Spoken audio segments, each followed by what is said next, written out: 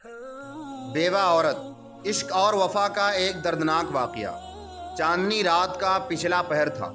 مدینے کی گلیوں میں ہر طرف نور برس رہا تھا۔ پوری آبادی رحمتوں کی گود میں سکون سے سوئی ہوئی تھی۔ آسمانوں کے دریچے کھل گئے تھے۔ فضا میں فرشتوں کے پروں کی آواز دم بدم تیز ہوتی جا رہی تھی۔ عالم بالا کا ایک کارواں شاید مدینے کی زمین کا تقدس چومنے آ رہا تھا۔ اچانک اسی خاموش سناٹے میں بہت دور ایک آواز گونجی۔ فضاؤں کا سکوت ٹوٹ گیا۔ شبستان وجود کے سارے تار بکھر گئے اور ایمان کی تپش چنگاریوں کی طرح بال بال پھوٹنے لگی۔ میخانہ عشق کا دروازہ کھلا، کوثر کی شراب چھلکی اور جذبہ اخلاص کی والہانہ سرمستیوں میں سارا ماحول ڈوب گیا۔ یہ غلامان اسلام کے آقا حضرت بلال رضی اللہ عنہ کی آواز تھی، جس نے ہنگامہ شوق برپا کر دیا تھا۔ اب مدینے کی ساری آبادی جاگ اٹھی تھی۔ سرور کونین کا منادی ایک ٹوٹے ہوئے گھر کے سامنے آواز دے رہا تھا، گلشن اسلام کی شادابی کے لیے خون کی ضرورت ہے۔ آج نماز فجر کے بعد مجاہدین کا لشکر ایک عظیم مہم پر روانہ ہو رہا ہے۔ مدینے کی ارجمند مائیں اپنے نوجوان شہزادوں کا نذرانہ لے کر فوراً بارگاہ رسالت میں حاضر ہو جائیں۔ کلمہ حق کی برتری کے لیے تڑپتی ہوئی لاشوں کو خوشنودی حق کی بشارت۔ مبارک ہو، مبارک ہو، خون کا وہ آخری قطرہ جو ٹپکتے ہی اسلام کی بنیاد میں جذب ہو جائے۔ ایک ٹوٹے ہوئے دل کی طرح یہ ٹوٹا ہوا گھر ایک بیوہ عورت کا تھا۔ 6 سال کے یتیم بچے کو گود میں لیے ہوئے وہ سو رہی تھی۔ حضرت بلال کی آواز سن کر چونک پڑی۔ دروازے پر کھڑی ہو کر پھر غور سے سنا۔ سنتے ہی دل کی چوٹ ابھر آئی، آنکھیں آنسوؤں سے جل تھل ہو گئیں۔ 6 سال کا یتیم بچہ سویا ہوا تھا۔ ماں رو رہی تھی۔ فرط محبت میں بچے کو سینے سے چمٹا لیا۔ سسکیوں کی آواز سن کر بچے نے آنکھیں کھول دی۔ ماں کو روتا ہوا دیکھ کر بے تاب ہو گیا۔ گلے میں باہیں ڈال کر معصوم اداؤں کے ساتھ دریافت کیا، ماں کیوں رو رہی ہے؟ کہاں تکلیف ہے تمہیں؟ ایک ناسمجھ بچے کو کیا معلوم کہ حسرتوں کی چوٹ کتنی دردناک ہوتی ہے۔ کہاں چوٹ ہے نہیں بتایا جا سکتا، لیکن اس کی کسک سے سارا جسم ٹوٹنے لگتا ہے۔ پھر ایک بیوہ عورت کا دل تو اتنا نازک ہوتا ہے کہ ذرا سی ٹھیس سے چور چور ہو جاتا ہے۔ بچے کے سوال پر ماں کا دل اور بھر آیا۔ غم کی چوٹ سے یک بیک جذبات کا دھارا پھوٹ پڑا۔ گرم گرم آنسوؤں سے آنچل کا کونا بھیگ گیا۔ بچہ بھی ماں کی حالت دیکھ کر رونے لگا۔ ماں نے بچے کے آنسو پونچھتے ہوئے کہا، میرے لال مت رو، یتیموں کا رونا عرش کا دل ہلا دیتا ہے۔ تمہارے گریے درد سے غم کی چوٹ اور تازہ ہو جائے گی۔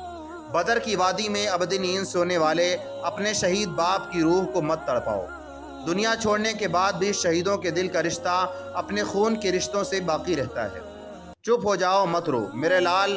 مگر بچہ روتا رہا۔ وہ بضد تھا کہ ماں کیوں رو رہی ہے۔ بالآخر اپنے بچے کے لیے ماں کی آنکھ کا ابلتا ہوا چشمہ سوکھ گیا۔ ماں نے بچے کو تسلی دیتے ہوئے کہا، بیٹا ابھی حضرت بلال، وہی بلال جنہیں ہم دہکتی ہوئی آگ کا نکھرا ہوا سونا کہتے ہیں، یہ اعلان کرتے ہوئے گزرے ہیں کہ اسلام کا پرچم دشمنوں کی زد پر ہے۔ آج نماز فجر کے بعد مجاہدین کا ایک لشکر میدان جنگ کی اور روانہ ہو رہا ہے۔ آقائے کونین نے اپنے جانباز اور وفاداروں کو آواز دی ہے۔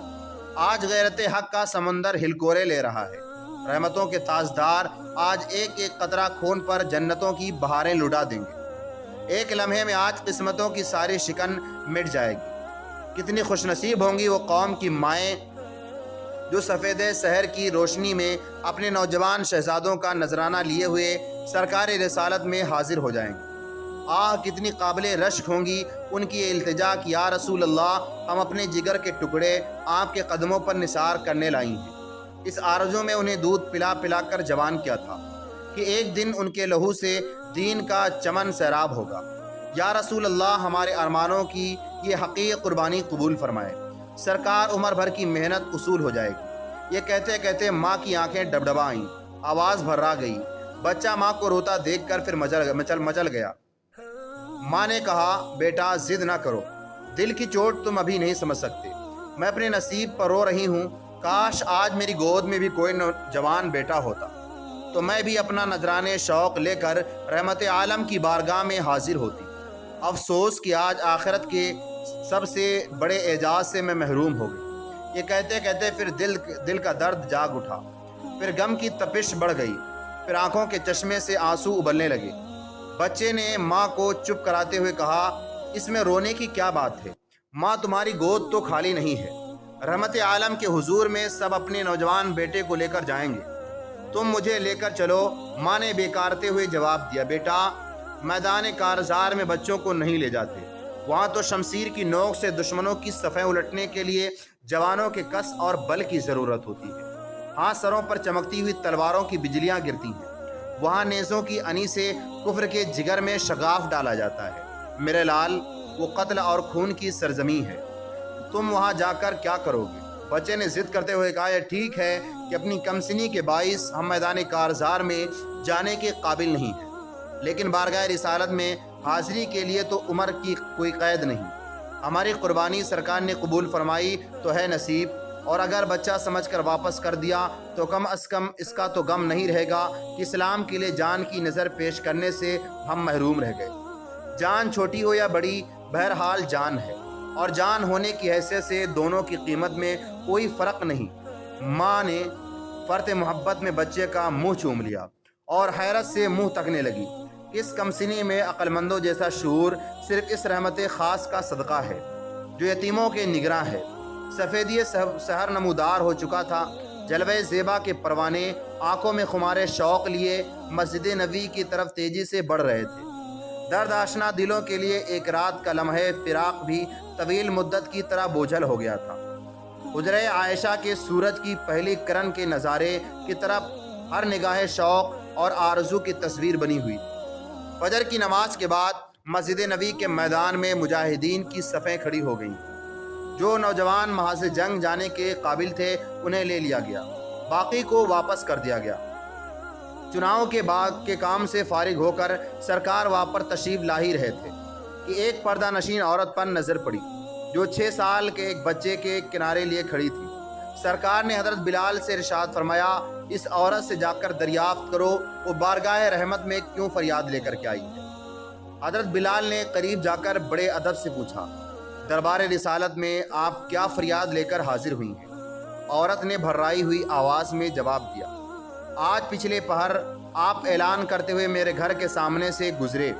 اعلان سن کر میرا دل تڑپ اٹھا۔